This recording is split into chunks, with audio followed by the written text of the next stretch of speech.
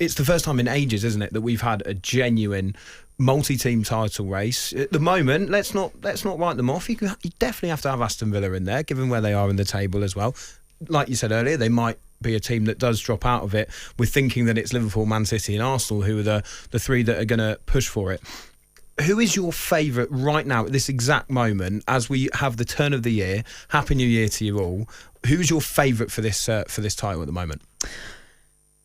Well, probably from last night, maybe even Liverpool. I think I would like to see Liverpool win the title, mainly because, no one's ever won 4 in a row, have they? And I think there's a reason for that behind that. I think it's going to be really, really hard for Manchester City.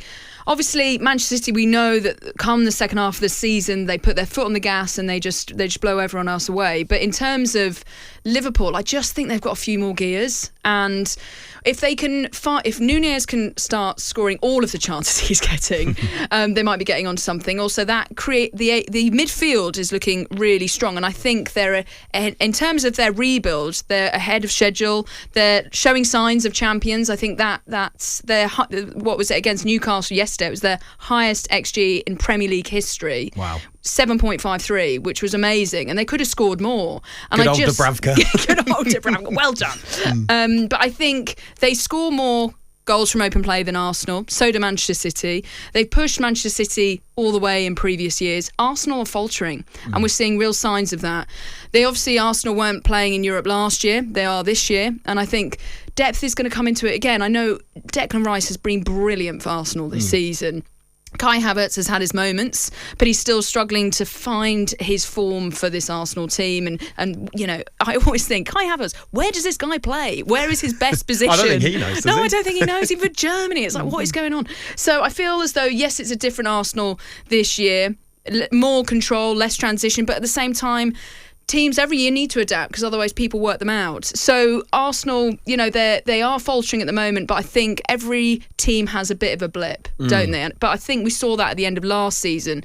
Arsenal only won 3 of their final 9 Premier League games last season, whereas Manchester City, they just keep winning. So I think at a canter as well. But also Arsenal's players in terms of Martinelli, Gabriel Jesus and Nketiah, they've not been at it at the same stage that they were last season. Bukayo Saka actually is on course for the same goals tally that he was last season. But in terms of they do look better at times, but I still think that they're just maybe even going to go through another blip as well. They don't look completely comfortable at the moment. I think you made a really good point there as well about the fact that this Liverpool team and Jurgen Klopp have taken Guardiola all the way and beaten him as well. I think that's unbelievably important, and Arsenal are brilliant at times, like you just said. They've got one of the best starting 11s in the Premier League.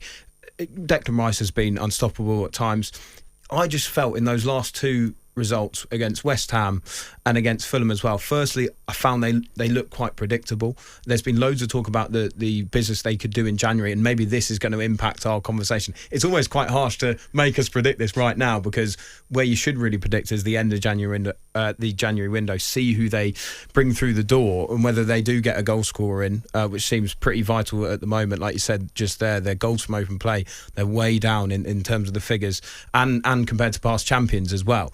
So at the moment, I'm just worried that Arsenal lack that experience as well. That they lack that. I know they went toe-to-toe for a lot of last season with Manchester City. Have they turned that corner enough to be champions? At the moment, for me, it's not really looking like that. With Liverpool, and the difficulty for them is the fact that they've got those players going away, because I think that what we saw, especially last night against Newcastle, was the fact that they have so much depth. I mean, obviously Newcastle was the perfect team to play. They've got no depth at the moment on their bench, but it was so stark, wasn't it? At some point they suddenly brought off 3 players, brought on Gakpo, they brought on Gravenberch, they brought on so much talent, and Manchester City are another team like that can do that, and that's going to be so vital for me. You talked about Manchester City having that big run, and it seems to be something that pundits keep bringing up, isn't it? It's like, oh, don't worry, that eventually they will go on a 12-game winning run, 15. Do you think that's an absolute certainty? Given the fact that they've come off this, they've won the treble, they've clearly had a bit of the stuffing taken out of them. Maybe some of the signings haven't been as brilliant as they'd hoped as well. They've had some really poor results. Is that certainty, do you think, that they will go on that kind of run? I think it's not a certainty, but I think they've got so much confidence, and they look. I speak to Pep Guardiola a lot during interviews, and I have never seen someone so relaxed and happy for some of those opening games of the season.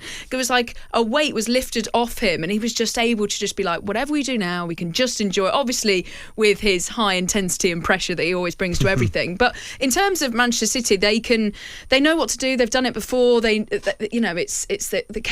won it 3 times now, so it's a case of they know. I remember everyone always says, like, to Jurgen Klopp, what do you think about the title race this season? He goes, ask me in April, that kind of stuff, because it does. That's really what it boils down to. We saw the same with Arsenal. The depth really came into fruition towards those back end of games, and then they threw it away. Same as Arsenal did against Tottenham, and then they just wrapped up top 4 Champions League football. Here you go, Tottenham, and it's just those last maybe 10 games, which is where the tests really come in, because that's also when all the games kind of get real congestion. Liverpool and Arsenal play on Sunday in the FA Cup as well. Again, just not a game that either of them really need or want. No, and it'll be interesting to see how many youngsters we see in both of those sides. But even Liverpool, they've got lots more options in terms of when it comes to the bench or how many they can bring into those FA Cup games. Whereas with Arsenal, they've got to actually really look at their squad and make sure that many don't get injured and they kind of don't slip into situations which Newcastle and Tottenham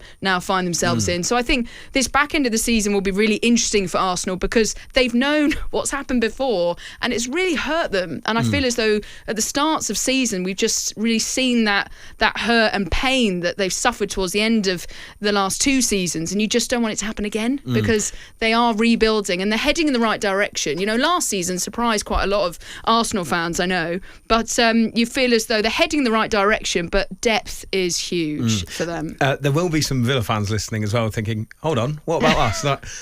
Seriously though, I mean, where do you put them in terms of this title conversation? At the moment, they're second in the table. At the turn of the year, it's quite remarkable, isn't it? They're 3 points behind Liverpool. They're 2 points ahead of Man City and Arsenal as well. How seriously are you taking Aston Villa in this title push at the moment? I see Aston Villa. I'd love to see them finish top 4. Whether they do that or not, I think might come down. They can't afford to lose Ollie Watkins to an injury and that kind of stuff, which might happen in the European games. It's about that depth again, really, isn't it? Well, it is really. You kind of look at the Liverpool and Manchester City being able to play the style of football they want to play out from the back, scoring goals from open play. That relentless high press for the whole season requires a lot of bodywork, conditioning, but also players to be able to maintain that level.